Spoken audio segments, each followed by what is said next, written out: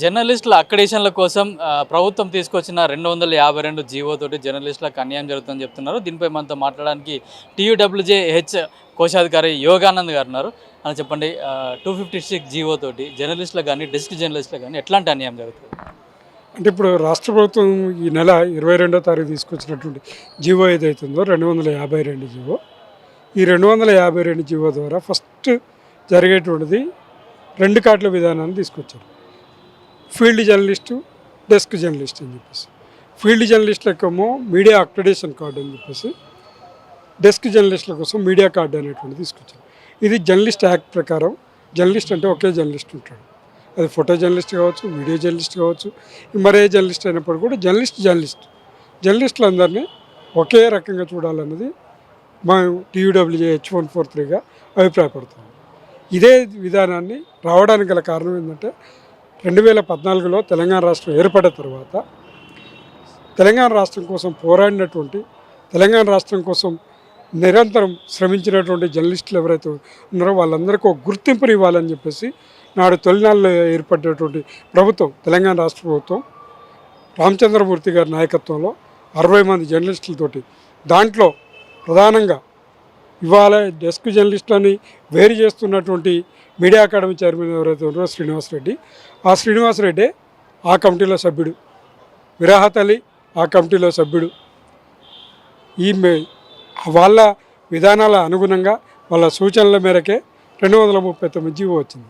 239 జీవోలో రిపోర్టర్ నుంచి photo journalist వరకు, డెస్క్లో పనిచేసే వాళ్ళు కావచ్చు, ఎవరైనా కావచ్చు, అందరూ జర్నలిస్టులు, అందరికి కార్డులు ఇవ్వాలని చెప్పేసి అక్కడ పనిచేస్తున్నటువంటి వాళ్ళందరూ కూడా గుర్తింపుని ఇవ్వాలి. ఈ గుర్తింపు ద్వారా అనేక సంక్షేమ పథకాలను అమలు చేయాలని చెప్పేసి నాడు రాష్ట్ర ప్రభుత్వం జీవోని తీసుకొచ్చింది.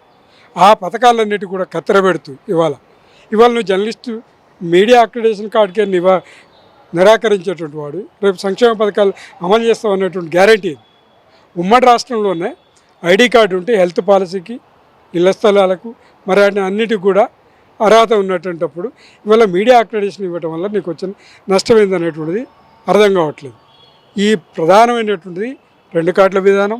మూడోది పెద్ద పత్రికలు కావచ్చు, చిన్న పత్రికలు కావచ్చు, కెమెరాలు, కేబుల్ ఛానల్స్ కావచ్చు, వీటన్నిటి కూడా సపోజు వాళ్ళు ఇచ్చిన జీవో ప్రకారం 2,50,000 పై తెలుగు సర్క్యులేషన్ ఉన్నటువంటి బిగ్ డైలీస్కి ఇంతకుముందు 20 డెస్క్, 20 రిపోర్టర్లు, ఒక sports, cinema, cultural and cartoonist, ఇవన్నీ కలిపితే 51 కార్డులు దాదాపు ఆ బిగ్ డైలీస్కి వచ్చేది. అదే చిన్న మీడియం పేపర్లు ఉంటే కనీసం 42 వచ్చాయి. కానీ వాళ్ళ 51 వచ్చేటువంటి పత్రికలకు 25 కుదించడం జరిగింది. 42 వచ్చేటువంటి పత్రికల్ని 19 కుదించడం జరిగింది. అసలు కేబుల్ ఛానళ్ళు అనేటువంటి కేబుల్ ప్రసారాలు లేకుండా టీవీ ప్రసారాలు కొనసాగకపోయేది గతంలో. ఇవాళ అట్లాంటి కేబుల్ ఛానల్ని గతంలో 12, 24 కార్డులు ఇస్తే ఇవాళ వాటిని గుండు సున్నా చేసినటువంటి పరిస్థితి ఉంది. మొత్తంగా ఓవరాల్గా చూసినప్పుడు స్ట్రైట్ అవే మీడియా, ప్రింట్ మీడియా కానీ ఇంకో వాటికి కనుక చూసినట్టయితే ప్రతి ఆర్సీ సెంటర్కి ఒక కార్డు ఉండేది, నియోజకవర్గానికి ఒక కార్డు. ఆ కార్డును కూడా ఇవాళ రద్దు చేయడం జరిగింది. అదేవిధంగా ప్రతి మండలానికి 1,00,000 పాపులేషన్ దాటితే 2వ కార్డు ఇచ్చేటువంటి వాళ్ళు ఇవాళ మొత్తం ఒక మండలంలో ఎన్ని లక్షల మంది ఉండని ఒకటే కార్డు ఇస్తామనేటువంటి పద్ధతిలో స్ట్రైట్ అవే హైదరాబాద్ లాంటి నగరాల్లో దాదాపు ఒక్కొక్క పత్రిక 40 నుంచి 50 కార్డులు కోల్పోయేటువంటి పరిస్థితి ఈ రాష్ట్రంలో తీసుకొచ్చారు. మొత్తంగా ఓవరాల్ చూస్తే గతంలో 23,000 ఉంటే ఇవాళ 13,586 కార్డులు రద్దు చేయడానికి సిద్ధమైంది ఈ రాష్ట్ర ప్రభుత్వం మీడియా అకాడమీ. కాబట్టి తక్షణమే 252 జీవోని వెనక్కి తీసుకోవాలి. 239 జీవోలో ఏమైనా నిన్న వారు ప్రకటించినట్టుగా రాజకీయ ఉద్దేశాల్లో ఉండవచ్చు, లేకుంటే వృత్తి జర్నలిస్టులకు న్యాయం చేయలేకపోవచ్చు, ఇంకేమైనా ఉండొచ్చు. దాన్ని మరింత మెరుగుపరచాలి. జీవోని మెరుగుపరిచి వృత్తి జర్నలిస్టులు కావచ్చు, మరే జర్నలిస్టులు కావచ్చు, గతంలో నిరాకరించబడ్డటువంటి ప్రతి జర్నలిస్టులకి అర్హత కల్పిస్తూ, దాంట్లో వాళ్ళ చోటు కల్పిస్తూ పెద్ద ఎత్తున అక్రిడేషన్లు ఇవ్వాల్సింది పోయి ఉన్న వాటినే కోత పెట్టేటువంటి విధానం ఏదైతే ఉందో ఆ విధానాన్ని తక్షణం వెనక్కి తీసుకొని 239 స్ఫూర్తితోటి ఈ జీవోని మళ్ళీ కొత్త జీవోని తీసుకురావాలని చెప్పేసి రాష్ట్ర ప్రభుత్వానికి రేవంత్ రెడ్డి గారికి అదేవిధంగా శ్రీనివాస్ రెడ్డి గారికి విజ్ఞప్తి చేస్తున్నాం. ఇంకో విషయం కూడా గుర్తు చేయదలుచుకున్నాం. అయ్యా, తెలంగాణ రాష్ట్రంలో 1,07,00,000 కుటుంబాలు ఉంటే దాంట్లో 96 లక్షల రేషన్ కార్డులు ఉన్నాయి. దీంట్లో ఎంతమంది అర్హులు, ఎంతమంది అనర్హులు. కానీ వీటన్నిటి కూడా పక్కన పెట్టి మళ్ళీ మీరు వచ్చిన తర్వాత 14 లక్షల రేషన్ కార్డులు పెంచారు, అభినందనీయం. అలాగే మీరు ధనికులకు, భూస్వాములకు, పెట్టుబడిదారులు కూడా సంక్షేమ పథకాలు ఇస్తారు కదా. రెక్కాడితే డొక్కాడినటువంటి జర్నలిస్టులు, రోజు బ్రతుకుదేరు కోసం నిరంతరం పోరాడేటువంటి వాళ్ళు, జీవనం కోసం పోరాడేటువంటి వాళ్ళు, వీళ్ళకి ఆ సంక్షేమ పథకాన్ని అమలు చేస్తే నీకేం పోతుంది? 1-2%, 23 ఏళ్ళలో 100-200 నకిలీవి ఉండి ఉండొచ్చు, లేవని మేము అనట్లేదు. అయితే ఆ నకిలీకి కూడా యాజమాన్యాలది బాధ్యత. యాజమాన్యాలు లెటర్లు ఇస్తేనే మన డిపిఆర్ఓలు కావచ్చు, కలెక్టర్లు కావచ్చు, అధికారులు కావచ్చు స్క్రూటినీ చేసి మాత్రమే కార్డులు ఇస్తారు. ఆ స్క్రూటినీ వ్యవస్థని మీరు మెరుగుపరచండి. యాజమాన్యాల నుంచి వచ్చే లెటర్లని మీరు మెరుగుపరచండి. ఆ లెటర్లలో ఉన్నటువంటి స్క్రూటినీ చేయండి. ఎవరు జర్నలిస్టు కాదు, ఎవరు మంగళ షాప్లో పనిచేస్తారు, ఎవరు ఆటో తోలుతారు అనేటువంటి దాన్ని మీరు తీసి కట్ చేయండి, మాకేం అభ్యంతరం. కానీ జర్నలిస్ట్గా పనిచేసే ప్రతి జర్నలిస్ట్కి కార్డు ఇవ్వాలని మేము డిమాండ్ చేస్తాం. అంటే సీనియర్ జర్నలిస్టులు అయిన శ్రీనివాస్ రెడ్డి ఇక అన్ని విషయాలు కూడా తెలుసు, అంటే జర్నలిస్టుల యొక్క సాధక బాధలు ఎలా ఉంటాయని అన్ని విషయాలు తెలిసిన వ్యక్తి ఇట్లా కోత పెట్టడంలో అంతరేం ఏంటి అసలు? ఏమన్నా కక్ష కట్టారా జర్నలిస్టుల మీద? ఇప్పటికీ ఎక్కువ కార్డులు ఉన్నాయని కూడా గతంలో కూడా చాలా సందర్భాల్లో చెప్పారు. వాటన్నింటికీ కత్తెర పెట్టడానికే ఈ జీవో తీసుకొచ్చారు. ఎస్, ఖచ్చితంగా. నిన్న ఒక ప్రెస్ నోట్ రిలీజ్ చేసిన రాజకీయ ఉద్దేశాలు అన్నాడు. రాజకీయ ఉద్దేశాలు ఎవరికి ఉంటాయి? రాజకీయ పార్టీలలో పనిచేస్తున్నారు. జర్నలిస్టులు ఎవరు రాజకీయ పార్టీలలో పనిచేయరు. కానీ మీరే సిపిఐ నేషనల్ కౌన్సిల్ మెంబర్, మీకు మీడియా అకాడమీ చైర్మన్ పదవి సిపిఐ పార్టీ లెటర్ ఇస్తే, ముఖ్యమంత్రి గారికి లెటర్ రాస్తే మీకు మీడియా అకాడమీ చైర్మన్ ఇచ్చారు. మీరు కో అలయన్స్ పెట్టుకొని రాజకీయాలు నడుపుతున్నది మీరు, పత్రికలు నడుపుతుంది మీరు. రాజకీయ ఉద్దేశాలతోటి సిపిఐ పార్టీ పత్రికలకు రెడ్ కార్డులు తెచ్చిన వాళ్ళు మీరు. మాకెవరికి రాజకీయాలు లేవు, మేము ఏ రాజకీయాలతోటి పనిచేయట్లేదు. జర్నలిస్టుగా బతుకుతున్నాం మేము. మాకు రాజకీయాలు ఉంటే మేము కూడా మీ లెక్క ఎమ్మెల్యేలేమో, ఎంపీలేమో, ఇంకోటి అయ్యేవాళ్ళం. మాకేవీ లేవు. రెండవది, శ్రీనివాస్ రెడ్డి అనే మీడియా అకాడమీ చైర్మన్ మొదటి నుండి ఆయన డెస్క్ జర్నలిస్టులకు వ్యతిరేకం. మరి ఆయన ఎక్కడ ఏం చేసిండో, డెస్క్ వల్ల ఆయనకి ఏమి ఇబ్బంది జరిగిందో తెలియదు. కానీ ఆయన డెస్క్ జర్నలిస్టులకు అక్రెడిటేషన్లు ఇవ్వడానికి 2016లో కూడా ఆయన వ్యతిరేకించిండు.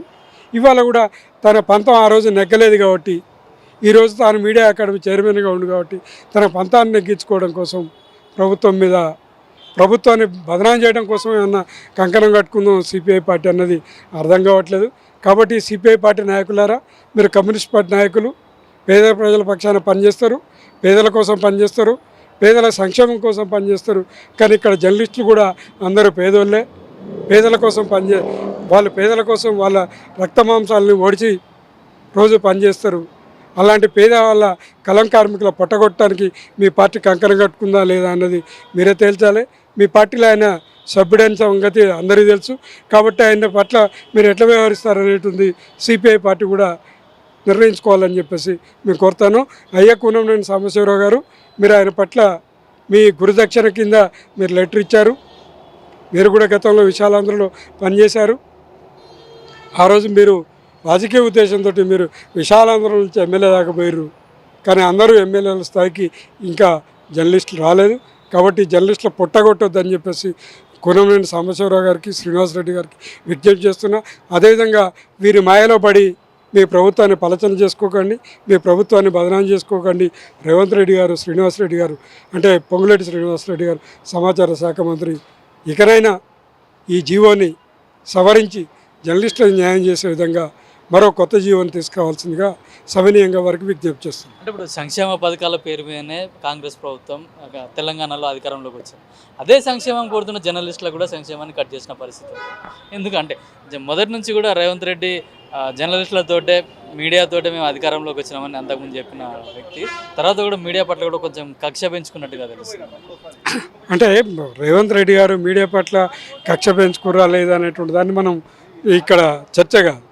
కానీ మీడియాకు వారిచ్చిన మేనిఫెస్టో ఏదైతే ఉందో మేనిఫెస్టోలో అర్హత కలిగిన ప్రతి జర్నలిస్ట్కి సంక్షేమ పథకాలు అమలు చేస్తాం, చనిపోయిన జర్నలిస్టు 1,00,000 నుంచి 2 లక్షలు పెంచుతాం, ఇంకా అన్నీ చేస్తామని చెప్పేసి ఒక 6 హామీల్ని పెట్టడం జరిగింది.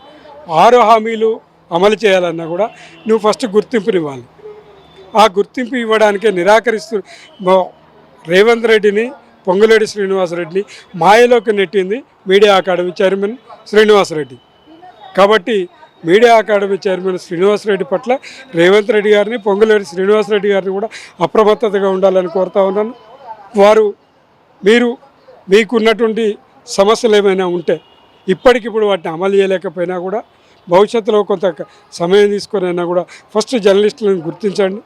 గుర్తించిన తర్వాత వారికి ఇచ్చేటువంటి పథకాలను అమలు చేయడంలో మీరు ఒక ముందడుగు వేయాలని చెప్పేసి కోరుతాను. రేవంత్ రెడ్డి గారు ఆయన కూడా జాగృతి అయినటువంటి ఒక పత్రికలో జర్నలిస్ట్గా, కార్టూనిస్ట్గా పనిచేసి వచ్చినటువంటి వాడు, జర్నలిస్టుల కష్టాలు తెలిసినటువంటి రేవంత్ రెడ్డి గారు ఇట్లా చేస్తాడని నేను అనుకోవట్లేదు.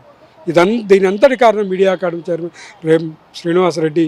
ఆయన ఇక్కడ తెలంగాణ జర్నలిస్టులు ఆయన మాట వినరు, తెలంగాణ జర్నలిస్టులు ఆయనతోటి నడవరు. తెలంగాణ జర్నలిస్టులు తెలంగాణ కోసమే పుట్టారు.